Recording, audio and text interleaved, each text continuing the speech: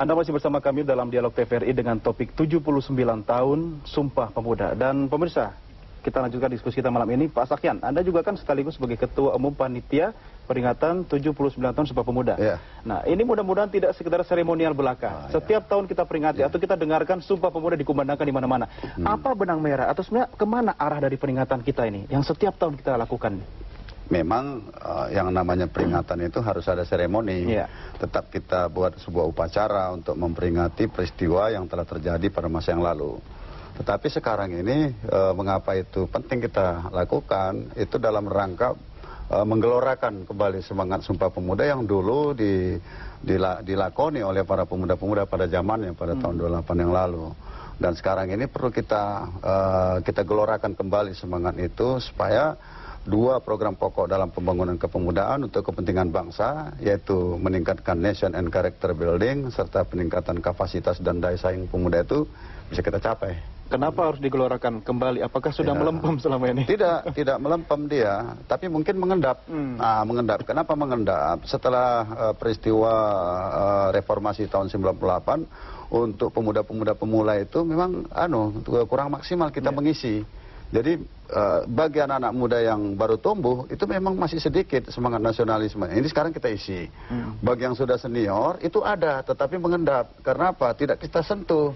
Sebab program-program seperti penataran PA4, bela negara, pelajaran Pancasila itu kita tinggalkan. Atau kan dianggap bagian dari masa lalu. Iya, kan padahal gitu. sebenarnya tidak selamanya hal ini itu kan sekarang buruk, orang mulai merindukan itu. Dan ini tahun 2007 sekarang ini kita melihat kenyataan di tengah-tengah masyarakat, antusiasme masyarakat dan para pemuda terhadap Sumpah Pemuda ini alhamdulillah luar biasa. Begitu juga media massa, dan ini kita juga meminta kepada Departemen Komunikasi dan Informatika untuk ini menghimbau seluruh pemanfaatan media luar ruang, media cetak, televisi untuk melaksanakan ini. Dan kita lihat ya di koran-koran, surat kabar, artikel mengenai Sumpah Pemuda ada, walaupun mereka marah, walaupun kritik tajam terhadap itu, tetapi itu kan menunjukkan betapa kita merindukan keadaan ini. Ya, masih ada semangat nasionalisme itu betul-betul. Nah, ini mudah-mudahan ini bisa kita gelorakan untuk bisa kita kembali nanti. Nah, ini menarik. Bung Munawar Fuad, buktinya apa dan di mana sebenarnya posisi pemuda apabila Anda berbicara dalam koridor KMPI saat ini? Saya tetap melihat 79 tahun yang lalu ketika Sumpah Pemuda digelorakan, belum ada pemerintah yang berdaulat, yang sah, yang demokratis. Saat ini Republik Indonesia, kita memiliki sebuah pemerintahan yang demokratis dipilih oleh rakyat, dan ini kesempatan bukan untuk berhadap-hadapan, tapi membangun solidaritas, integritas, dan profesionalitas, kesempatan terbuka. Bagi kami, pemuda Indonesia adalah generasi dan pemimpin. Lebih jelasnya, pemuda tidak diposisikan berhadapan dengan pemerintah. Saya kira Sumpah Pemuda dulu dan sekarang konteksnya sangat lain. Kita berhadapan dengan siapapun, di dalam maupun di luar, yang akan mengingkari dan mengkhianati semangat Sumpah Pemuda itu sendiri. Satu nusa, satu bangsa, ada musuh dan satu bersama bangsa. yang harus dihadapi di sini. Musuh bersama adalah kekuatan yang ada dalam diri kita, yang membuat bangsa ini menjadi terbelakang, lemah, tidak mandiri, dan juga musuh-musuh di luar, bukan orang, bukan negara, tetapi sebuah kemiskinan. Kita fight untuk menghadapi kemiskinan, kebodohan, keterbelakangan. Karena itu saatnya momentum ini menyegarkan kembali, membarukan spirit, dan mewujudkan, bukan bertanya, bukan menggugat, bukan bersumpah, tapi berkiprah. Apa yang kita ingin lakukan. Lalu apa bagi bangsa ini? Apa skala ukurnya bahwa setiap tahun kita peringati momentum Sumpah Pemuda ini, apa yang bisa dijadikan sebagai skala ukur atau indikator bahwa ada perubahan dari tahun ke tahun, tidak sekedar seremoni belaka? Saya merasakan perubahan ini sudah menjadi kesadaran. Pemerintah berjalan dengan program-programnya. Pemuda Indonesia membangun sebuah kekuatan civil society, bagian dari masyarakat muda yang sadar dan terpanggil untuk menunjukkan prestasi, kiprah, dan lain-lainnya dalam kompetisi seperti sekarang ini. Dan kita melihat keprihatinan ada, memang belum selesai, dan Indonesia belum akan selesai sampai sekarang. Karena itu saat ini pemuda Indonesia, baik di lembaga KMPI, BEM, mahasiswa, dan seluruh elemen profesional dan lain-lain, tengah menggeliatkan dirinya untuk membangun sebuah kebersamaan, membangun optimisme dan spirit untuk menuju Indonesia yang lebih baik, termasuk siap kapanpun, dimanapun untuk mengambil alih peran melalui estafeta kepemimpinan Indonesia. Itu sebabnya dengan negarawan-negarawan muda yang tumbuh secara alami dari berbagai lini, kepemimpinan ekonomi, birokrasi, profesional, dan lain-lain. Siap tidak siap, harus siap ya. Saya kira lebih dari siap. Oke. Kita tunggu buktinya sebenarnya. Artinya kiprah pemuda itu tidak sekedar retorika belaka, tapi implementasikan dalam kehidupan sehari-hari. Itu sebabnya mungkin sebelum saya ke Pak Ponijan, Pak Sahyan, bahwa kegiatan seremoni 79 tahun Hari Sumpah Pemuda itu diperingati memang betul-betul oleh untuk para pemuda. Memang sengaja tidak mengundang atau menghadirkan kepala negara dalam event itu?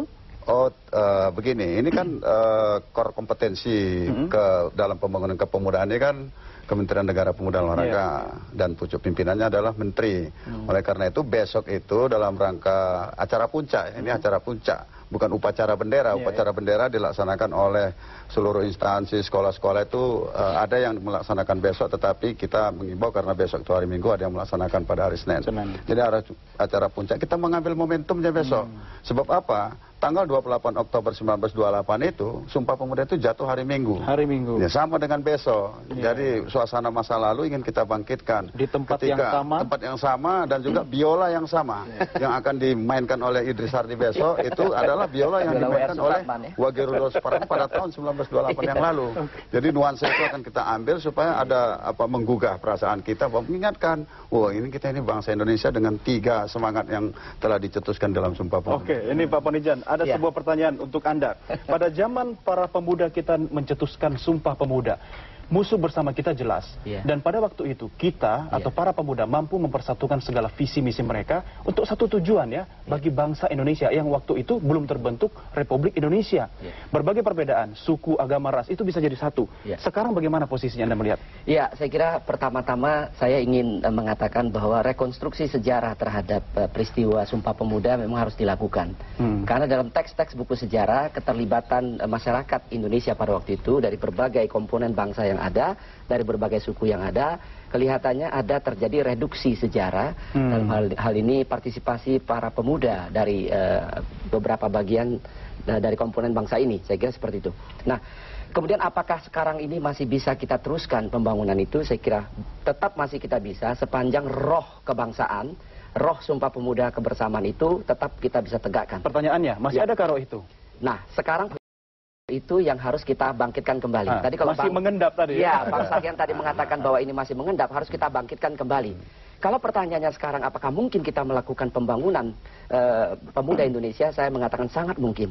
Musuh bersama sekarang kalau tadi Mas Fuad mengatakan adalah hal-hal yang tadi, maka saya mengatakan sekarang ini selain daripada yang disampaikan oleh Mas Fuad tadi adalah kemiskinan dan keterbelakangan. Saya kira kalau seluruh pemuda Indonesia tidak lagi mempersoalkan dari mana asal-usul suku bangsanya, bersama-sama roh dan diktum kebersamaan dalam Sumpah Pemuda itu betul-betul digelorakan sebagaimana yang diinginkan oleh pemerintah pada saat kita sekarang ini, saya kira tentu semua akan fight, semua akan berjuang bersama-sama mengatasi keterbelakangan, menambah pendidikannya. Jangan munculkan satu iri hati kepada negara-negara maju. Mari kita belajar dengan mereka jika ada sesuatu yang bisa kita ambil. Kita lihat sekarang. Saya kira pemerintah sudah berbuat banyak dalam hal ini.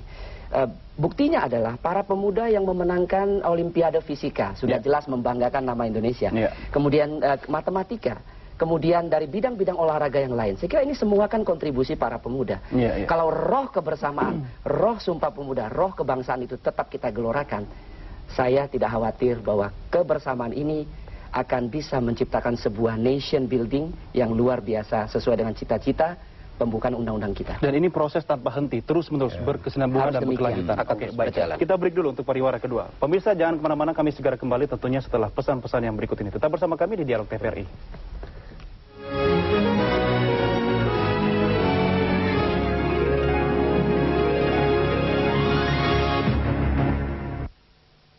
Loh, Topan, ke Jakarta, Pak, punya KTP? Jakarta mau tanya KTP? Ya duit, ya KTP. Kalau nggak punya, bisa dijaring. Meten-meten nih, ha? Maaf ya KTP? Kepemilikan KTP dan dokumen kependudukan menjamin hak pribadi penduduk. Tuh kan, KTP penting. Lihat, lihat. Memiliki KTP lebih dari satu melanggar undang-undang. Mari wujudkan tertib administrasi kependudukan. Peggy dan Riri akan menemani Anda bersama keluarga, menyajikan beragam informasi terhangat dan menarik. Dari perbincangan, musik, komedi, dan penyajian aneka resep masakan. Berarti sebetulnya Pak Temenggung juga gemes. Ada tidak puasan sama Pak. Mau tahu bagaimana serunya acara ini? Jangan lewatkan siaran langsung Dimensi Pagi setiap Minggu jam 8:05 waktu Indonesia Barat di TVRI.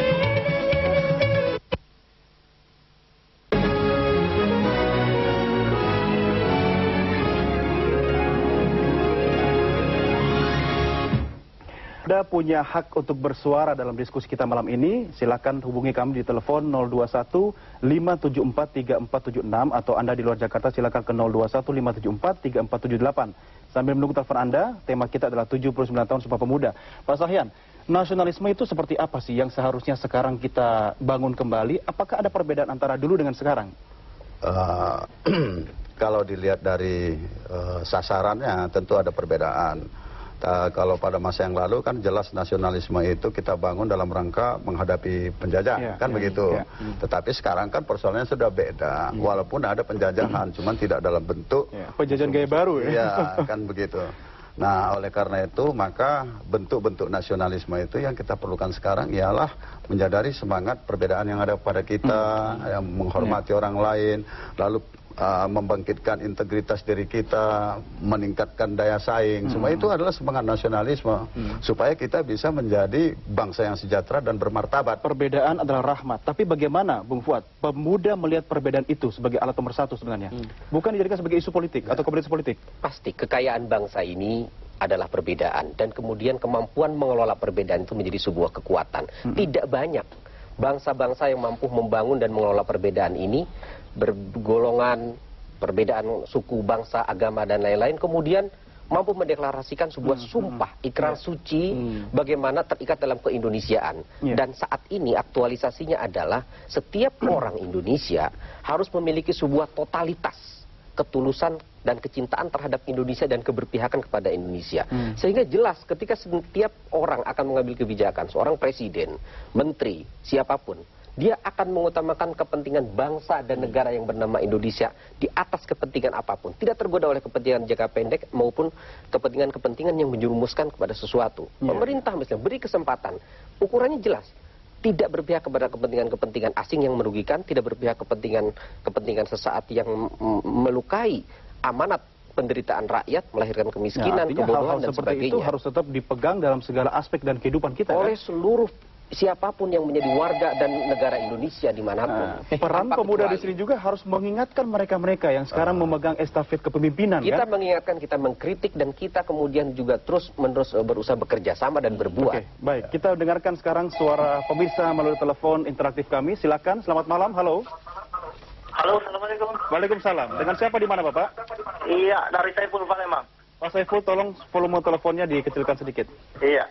Saya kira pemuda-pemuda itu tidak ada pernah lunturnya. Contoh, Pulau Ombalat, apapun, pemuda bangkit. Tapi penyelenggara negara ini kurang adil. Coba, ada dia. Itu menjalankan sila kelima. Tidak pernah itu. Dia hanya mementingkan kelompok dia. Kelompok-kelompok miskin termarginalkan. Korupsi menjadi-jadi. Kalau kebangkitan pemuda itu dari dulu sampai sekarang tidak ada luntur, tidak pernah luntur. Coba bangsa kita dulu dilecehkan, oh bangkit pemuda. Tapi kalau dia seperti di Aceh itu dia mungkin penyelenggaraan negara ini tidak adil. Coba kalau diganggu oleh negara lain, wow bangkit semua pemuda. Iya, terima kasih Pak Saiful, luar biasa semangatnya. Silahkan, pemirsa berikutnya bergabung bersama kami. Selamat malam, halo. Ya, ini mantan pemuda. Agak keren Pak Deng. Merdeka Bung Andi. Hidup, merdeka, 79 tahun Sumpah Pemuda. Apa sih kinerja KNPI yang saya ingin tanyakan, Pak? Iya, Komisi Nasional Pemuda Indonesia kemana aja KNPI? Nah, pertanyaan saya juga, yang salah sebenarnya bukan pemudanya, Pak. Tapi pemimpin-pemimpin kita ini, yang tua-tua nggak memberi kesempatan kepada pemuda kita. Contoh, calon-calon presiden 2009 semua orang tua. Mau Gus Dur, Megawati, semua. Sutioso, semua orang tua mau berkuasa sekarang. Padahal dia sudah tua. Bagaimana pemuda ini bisa diangkat, Bang? Atau ada menteri pemberdayaan pemuda? Assalamualaikum. Waalaikumsalam.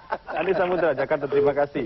Pemirsa, Anda masih bisa bergabung bersama kami di 574-3476 atau luar Jakarta di 021-574-3478. Sambil menunggu telepon, sudah ada. Silakan. Halo, selamat malam. Bung Doni, selamat malam Bung Doni. Pak Sanusi Kapelale. Saya Sutrisno, Pak. Pak Sutrisno.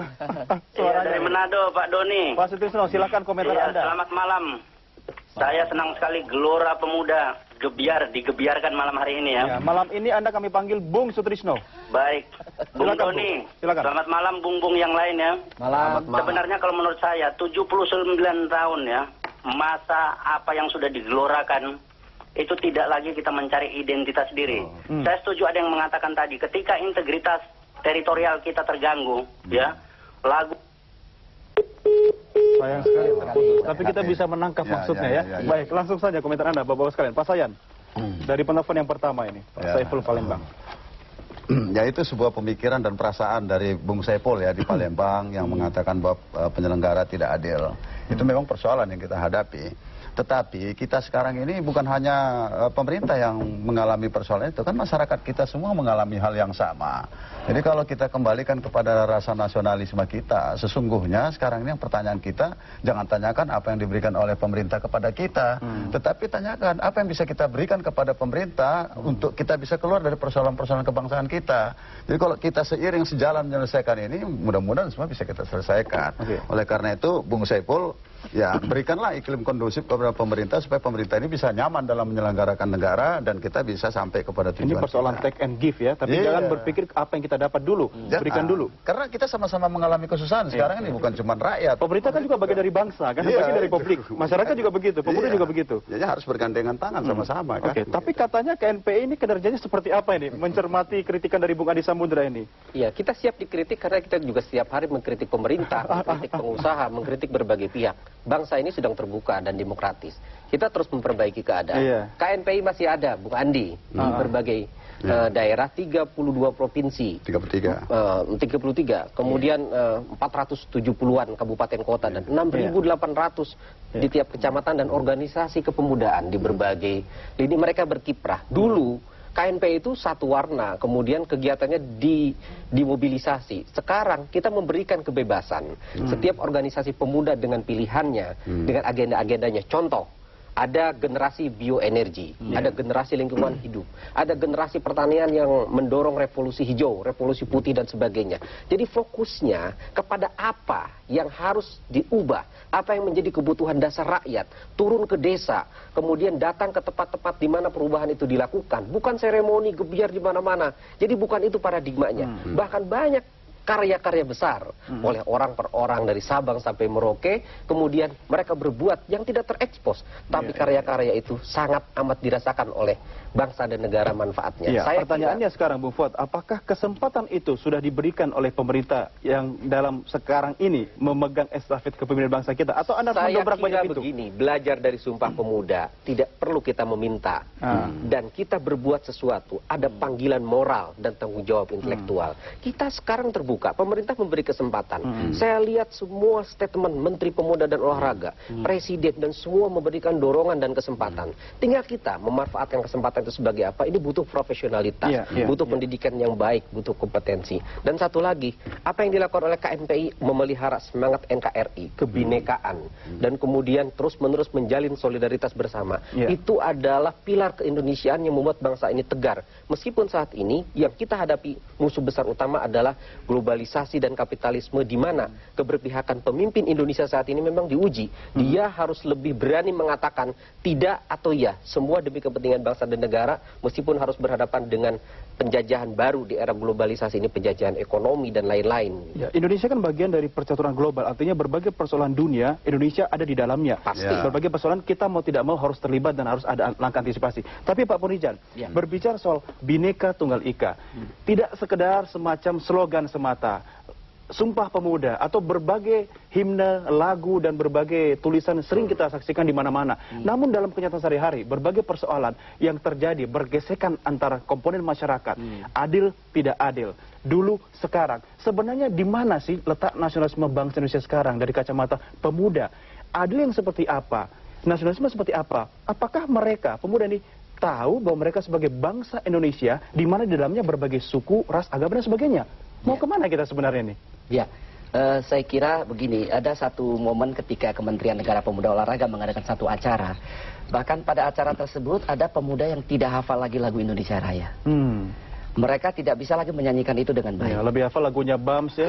Iya, lebih hafal lagi lagu-lagunya sekarang ini. Saya kira bagaimana bisa memunculkan sebuah nasionalisme, sebuah rasa bangga sebagai orang Indonesia.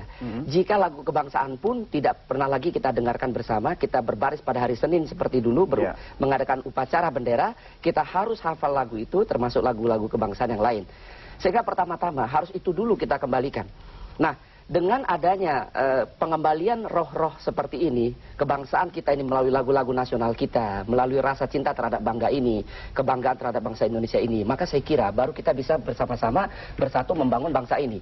Artinya masih panjang prosesnya? Ya, terus terang saja ketika saya berbicara di Malaysia pada waktu itu, saya di Malaysia berbicara atas nama teman-teman kita di sini, bukan mewakili tapi salah satu komponen pemuda Indonesia di sini. Nah, di situ ketika para pemuda itu kita ajak bicara negara ASEAN itu, termasuk mahasiswa-mahasiswa kita Indonesia yang ada di sana, mereka sama sekali tidak tahu apa yang terjadi di negara kita. Mereka sama sekali tidak tahu, jangankan bicara kebangsaan, memajukan bangsa, mereka tidak pernah tahu. Yang mereka tahu ada seluruh keruwetan, seluruh hal-hal negatif tentang bangsa ini. Saya dari kira kacamata mereka yang dari kacamata luar negeri.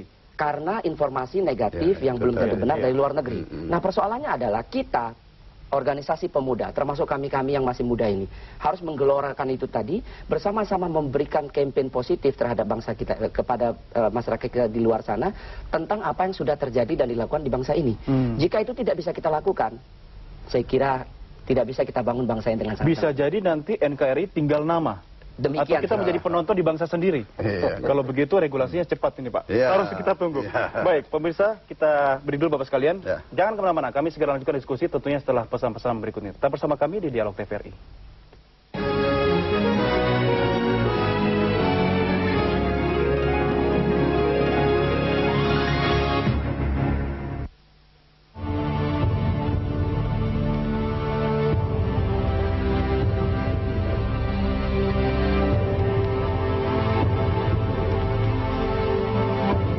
Sebelum bekerja di Malaysia, Anda harus mempersiapkan diri.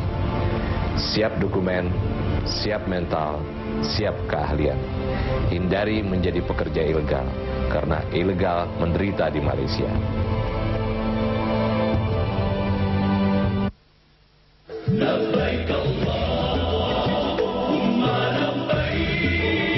Info seputar Haji 1428 Hijriah 2007 akan mengisi setiap berita TVRI mulai 16 November 2007.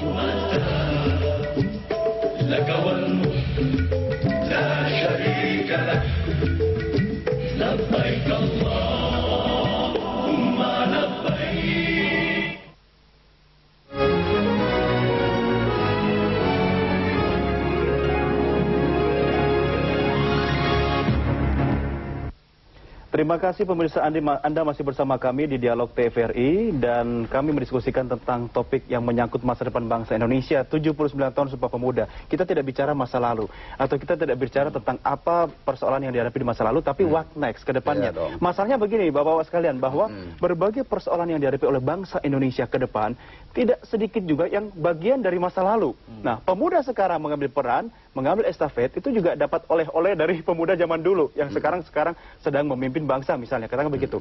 Nah, dalam konteks regenerasi bangsa, Pak Sahyan dan Bung Fuad, nanti Anda harus mensikapi komentar ini. 2009 kita menghadapi sebuah perubahan proses pendidikan politik bagi bangsa Indonesia, di mana sebenarnya pemuda harus mengambil peran dalam transisi kepemimpinan bangsa Indonesia ini.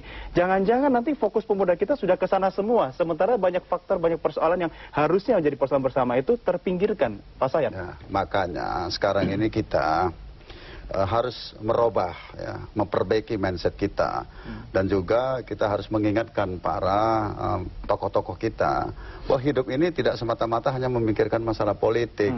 Masa kita memikirkan tentang kepemimpinan, mengeluarkan biaya yang besar untuk mencari pemimpin di daerah, misalnya pemilihan gubernur harus mengeluarkan duit sampai 500 miliar, padahal kalau itu diganti untuk pembangunan infrastruktur malah lebih bermanfaat, kan begitu. Nah, sekarang ini yang perlu kita lakukan dan kita pikirkan ialah bagaimana melakukan konsolidasi untuk memperbaiki diri kita, melakukan memahami kembali, melaksanakan tugas pokok dan fungsi kita. Adik-adik para mahasiswa misalnya, memang dibolehkan ya berpolitik, tidak ada dilarang, memikirkan ekonomi tidak dilarang, tetapi harus juga berpikir tentang tugas pokok dan fungsinya apa sebagai mahasiswa. Pembangunan sektor kepemudaan. Iya dong, artinya kan supaya bisa mempersiapkan diri, belajar yang tekun kita dengan profesinya masing-masing untuk mempersiapkan diri kita. Orang berbicara masuk ke politik karena itu pekerjaan yang paling gampang dan itu jalan pintas untuk bisa populer, untuk bisa berkiprah dan lain sebagainya. Ini harus kita tinggalkan karena ternyata politik itu bukan ukuran kemajuan satu bangsa. Bangsa itu hanya bisa diukur keberhasilan itu hanya dengan dua, yaitu kemajuan ekonomi dan teknologi. Oke, jadi bukan di politik. Sebelum ada komentar Bang Fuad ya, kita terima telepon berikutnya. Silakan. Halo, selamat malam. Halo, selamat malam. Dengan siapa di mana, Pak? Saya Sibarani di Cimanggis. Silakan Bapak. Hidup Sumpah Pemuda. Hidup Pak. Ya. Tadi saudara moderator sudah mengatakan ada musuh kita sekarang ini, musuh bersama. Ada dua musuh kita. Ya. Satu, kapitalisme internasional yang sudah menghabisi unsur tanah air dalam Sumpah Pemuda. Satu lagi, unsur bangsa dan bahasa. Musuh kita di sana adalah agama yang bukan unsur Sumpah Pemuda. Pertanyaan saya, bagaimana cara kita menutup partai-partai agama yang menghabisi bangsa ini? Terima kasih. Terima kasih, Pak. Ini sensitif juga, tapi menarik ya. Kita terima telepon berikutnya. Selamat malam. Bung Doni, saya kembali lagi, Sutrisno dari Manado. Bung Doni, silakan singkat, Pak. Selamat malam, Bung. Iya. Selamat malam.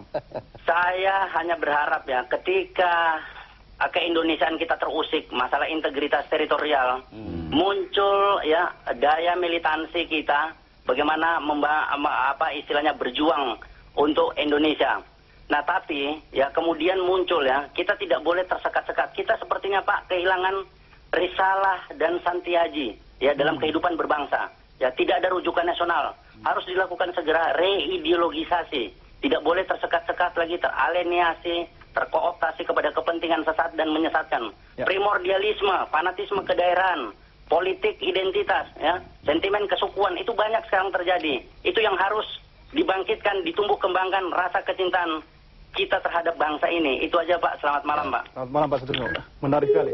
Pak Ponijan, ya. Apakah ada kesan eksklusifisme di lingkungan pemuda kita? Komentar Anda? Saya kira kalau boleh saya berkata jujur, hal seperti itu pasti terjadi di mana saja ya. Eksklusifisme terjadi di mana-mana. Tentu kan pepatah Inggris mengatakan birds of the same feather flock together. Artinya burung yang yang bulunya sama pasti cenderung mencari orang yang sama. Tapi persoalannya adalah bukan di sana saya kira ya. Boleh saja mereka seperti itu dengan organisasi primordialisme yang sebenarnya sudah diruntuhkan sejak tahun 28 itu ya. Dengan diusungnya diktum Sumpah Pemuda ini. Tapi yang jauh lebih penting adalah jangan munculkan sebuah fanatisme eksternal terhadap organisasi mereka. Atau malah timbul militansi. Nah ini militansi secara sempit ya. Nah ini yang menjadi masalah. Tetapi kalau mereka dengan organisasi masing-masing, mereka senang berada di situ, bersama dengan di situ, organisasi paguyuban yang mereka senangi di sana, memang saya kira nggak ada masalah sepanjang tidak memunculkan sebuah riak-riak baru, sebuah bom waktu untuk sebuah perang antar saudara. Nah, saya kira itu saja. Artinya tujuan atau fokusnya sebenarnya jelas kan? Ini dalam koridor NKRI. Apakah kalau ada terjadi hal seperti yang Anda katakan tadi, itu kegagalan pemerintah dalam memetakan persoalan di lingkungan pemuda kita sehingga muncul riak-riak atau eksklusifisme seperti itu dalam artian nasionalisme sempit?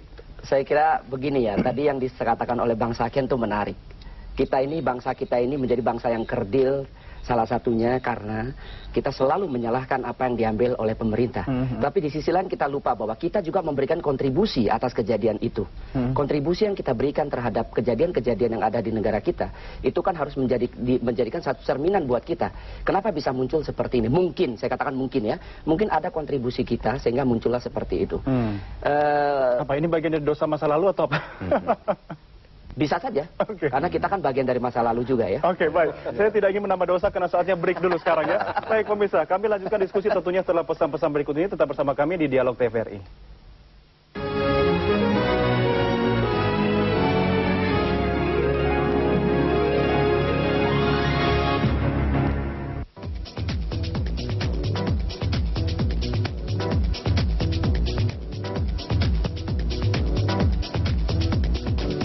Teknologi informasi sudah merupakan kebutuhan manusia masa kini.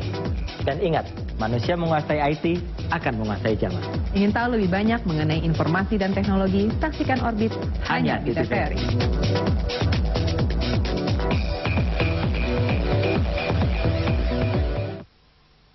Saya telah berencana akan menyerang Portugis.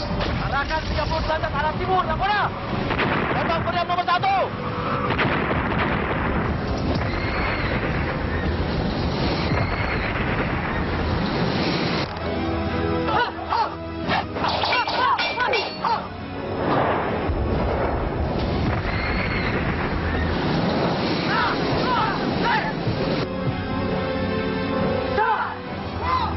Tugas Nak Mala ke depan setiap saat penuh bahaya. Dan dia ada di dalam diri Nak Mala sendiri. Bila mana tubuh Nak Mala tak mempan dengan cara. Mala bisa mengendalikannya. Apa Mala tak takut? Taklah ya. Kalau Mala sudah besar, Mala akan membalas kekalahan ini. Apa kita kejar? Boleh juga.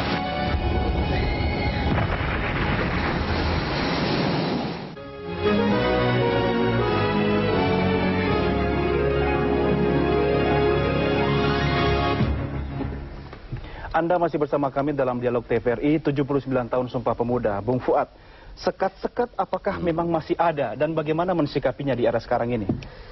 Saya kira dalam konteks Indonesia yang sangat beragam, suku, bangsa, dan agama, propaganda-propaganda penjajah dulu bahwa kita tidak mungkin menjadi Indonesia, pasti kita terpecah, kita terbelah. Tapi itu dilawan oleh semangat generasi muda untuk ini bom waktu muda. Sebenarnya kan. Dan kemudian kita masih tetap ajeg, masih tetap kokoh membangun konsensus baru. Sekarang parameter kita adalah soal kepemimpinan dan kinerja pemerintahan. Nasib rakyat, hak-haknya, hak-hak dasar, cita-citanya sekarang kita berikan amanat itu kepada para pemimpin kita di pusat sampai ke daerah. Saya pikir kita mengukur tanggung jawab dan kerja keras mereka untuk mewujudkan apa yang dicita-citakan oleh generasi muda.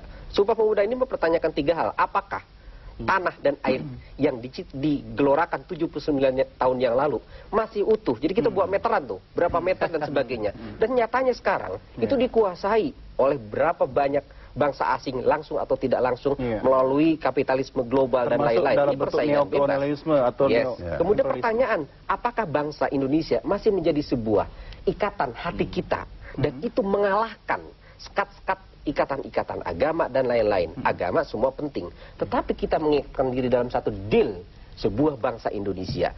Nah, kalau ada penyimpangan, maka pemuda Indonesia akan mempertanyakan kepada para pemimpin. Kita akan membuat kontrak sosial baru, deal baru. Apakah bangsa ini masih tetap komitmen dan bahasa? Bukan lagi Indonesia, tapi apakah bahasa hati nurani, omongan, cita-cita, maupun agenda-agenda yang dijanjikan oleh para pemimpin itu sudah cocok apa yang disampaikan dan diperbuat. Kalau dan itu akan kita tagih. Kalau semua pertanyaan Anda tadi jawabannya masih belum atau tidak, artinya selama ini kita membangun republik di atas istana pasir atau fondasi yang tidak kuat. 5 survei saat ini menunjukkan kinerja pemerintahan sedang menurun. Tapi ini bukan kaitan 2009 ya? Saya kira ini objektif. Dan pemerintah suara pemuda, suara pemuda. Kesempatan. Saya tadi juga melakukan kritik luar biasa. Sebuah pemerintahan saat ini bisa berhasil apabila dia mampu membangun optimal, menyiapkan sebuah the next generation Indonesia, termasuk menyiapkan negarawan-negarawan muda. Pemerintah tidak perlu alergi munculnya seorang Mr. Po menjadi calon presiden, karena kita bukan negara agama. Masalah soal waktu aja ini. Masalah soal waktu, tapi harus didesain program ini, harus dipimpin, dan kita punya pemimpin nasional. Kita beri kesempatan, dan pasca era reformasi, Gus Dur hanya memimpin kurang lebih 2 tahun, Pak Habibie 1 tahun, kemudian Ibu Megawati 3 tahun, dan ini kita pastikan memimpin selama 5 tahun. Tetapi dalam 5 tahun ini kita evaluasi, ini statement dukungan politik atau apa ini? Ini adalah sebuah koreksi, dan kita harus objektif memberikan dukungan kepada pemimpin yang memang berhasil. Termasuk bagian dari pendidikan politik bangsa. Termasuk kita anti terhadap calon pemimpin tunggal. Semakin banyak pemimpin ini lahir, termasuk yang dari muda, yang dari berbagai pihak. Dan pemimpin sekarang, Pak SBY, JK, Menpora dan lain-lain harus mendorong lahirnya pemimpin-pemimpin baru. Soal tempatnya nanti di mana itu kita bicarakan nanti. Saya jadi teringat istilah atau kata-kata Bung Karno dulu bahwa bangsa yang besar itu harus menguasai pemuda karena pemuda adalah investasi masa depan. Ini penting sekali Pak Sahyan, regulasi kita yang berbicara melindungi dan menangkap para pemuda ini untuk disalurkan pada tempat yang benar sehingga ke depannya tongkat estafet bangsa Indonesia ini jelas, terarah dan tepat sasaran nih. Sampai sejauh mana perjuangan ke arah situ? Yang jelas rancangan undang-undang kepemudaan itu insya Allah pada tahun 2008 ini akan menjadi prioritas di dalam program legislasi nasional kita. Mudah-mudahan ini akan bisa selesai pada tahun 2008 dan pemerintah telah menetapkan rancangan undang-undang pada tahun 2007, tahun 2008 menjadi undang-undang. Dan di dalam undang-undang itu terkandung maksud bahwa tugas membangun kepemudaan itu tidak hanya menjadi tugas pemuda sendiri, tetapi apa yang harus dilakukan oleh pemerintah terhadap pemuda. Nah, ada 3 hal pokok yang harus dilaksanakan, yaitu pemberdayaan, pengembangan, dan perlindungan. Karena selama ini pemuda selalu dikatakan sebagai ujung tombak dalam pembangunan bangsa, tetapi tidak pernah diberikan adrenalin atau peluru yang cukup untuk berperang. Pemuda dikatakan sebagai garda terdepan dalam pembangunan bangsa, tetapi tidak pernah diberikan perisai untuk melindungi dirinya. Nah, dengan adanya undang-undang ini nanti itu akan dimiliki oleh para pemuda dan sudah jelas itu arah koridor dalam pembangunan kepemudaan kita ke depan. Di situ juga termasuk dalam konteks melakukan kaderisasi kepemimpinan. Karena pemuda usia 18 sampai 35 adalah terigu-terigu yang akan diolah menjadi roti-roti yang berkualitas. Baik, Bapak sekalian. Saya harus mengakhiri diskusi kita malam ini karena tidak mungkin kita berbicara 79 tahun perjalanan pemuda dari Sumpah Pemuda sampai sekarang, dan besok tentunya dengan tema sentral meningkatkan solidaritas, integritas dan profesionalitas pemuda menuju bangsa yang sejahtera bermanfaat pasti adalah sebuah keharusan ya. Selamat Hari Sumpah Pemuda, Pak Sahyan, Membuat, selamat, dan Pak Munizar, selamat. Terima kasih atas kehadirannya, selamat malam. Pemirsa, demikian atas partisipasi Anda dalam dialog interaktif TVRI malam ini. Kita berjumpa kembali dalam kesempatan, sampai jumpa dan selamat malam.